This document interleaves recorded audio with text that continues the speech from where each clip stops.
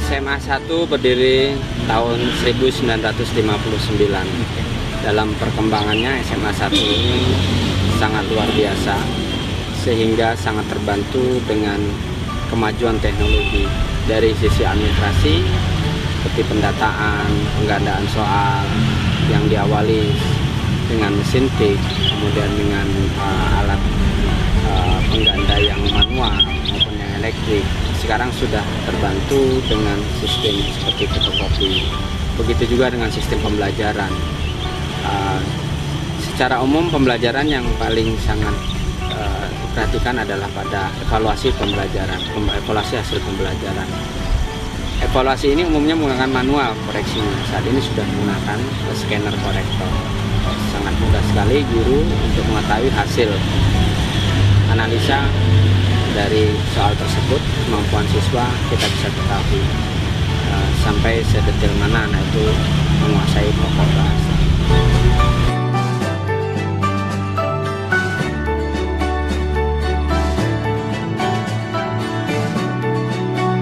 Sejak saya mengajar di SMA 1 ini sampai sekarang, bahwa pada awal-awal dulu saya mengajar di SMA ini adalah sarana yang paling canggih pada waktu itu adalah alat yang disebut dengan OHP atau Overhead Projector.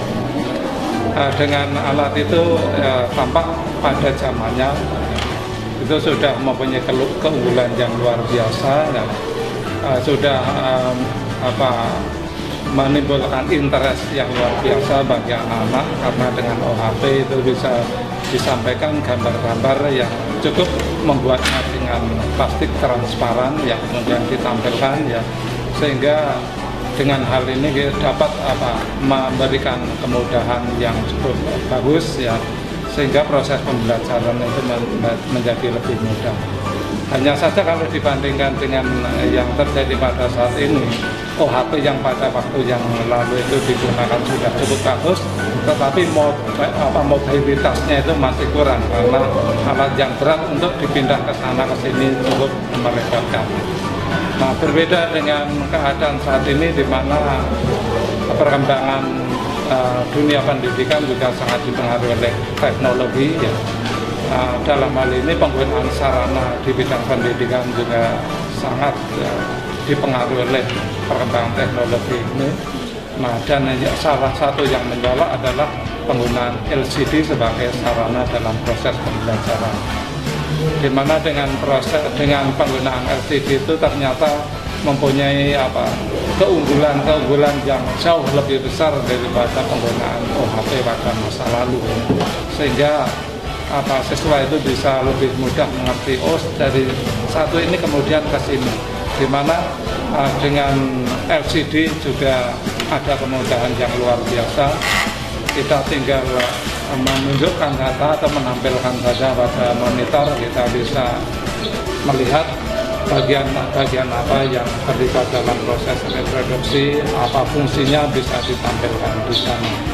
Sehingga kesimpulannya adalah, ya, dengan penggunaan LCD pada saat ini, pada teknologi yang saat ini kita gunakan adalah sudah cukup bagus, cukup baik, ya, sangat berarti dalam memajukan dunia pendidikan, karena dengan LCD memberikan banyak kemudahan dalam proses pembelajaran.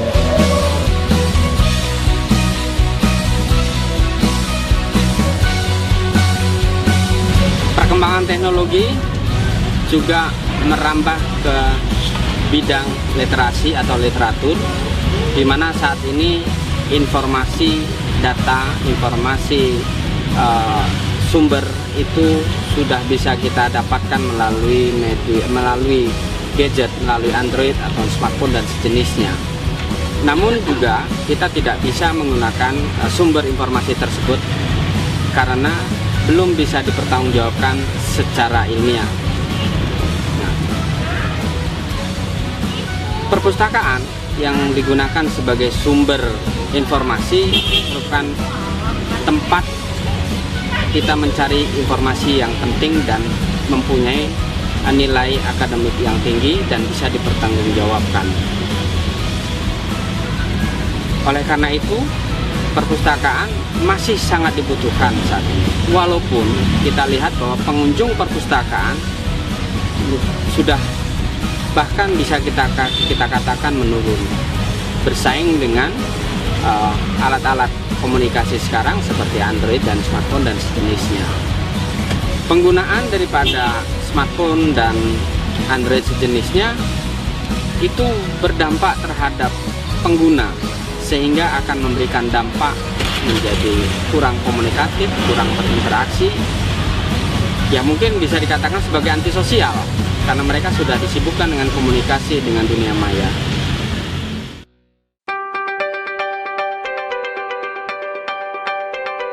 Keadaan perpustakaan kita sekarang, pengunjungnya sangat berkurang dibandingkan zaman dahulu. Karena kenapa? Kalau dahulu itu perpustakaan untuk mencari informasi di perpustakaan, maupun baik istirahat maupun belajar, jam belajar, mereka rajin ke perpustakaan, baik mencari referensi pelajaran, tugas, PR, dan segala macam, mereka mesti mencari di perpustakaan. Beda dengan sekarang, karena sekarang udah ada kemajuan teknologi informasi, jadi anak-anak lebih mencari yang lebih mudah dibandingkan dengan perpustakaan, sehingga anak-anak lebih mudah mencari dengan menggunakan smartphone dan HP, sehingga perpustakaan untuk saat ini pengunjungnya sangat berkurang atau sepi.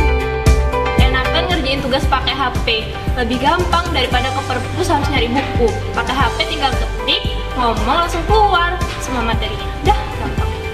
Nyontek juga jadi lebih enak karena dia tulisan.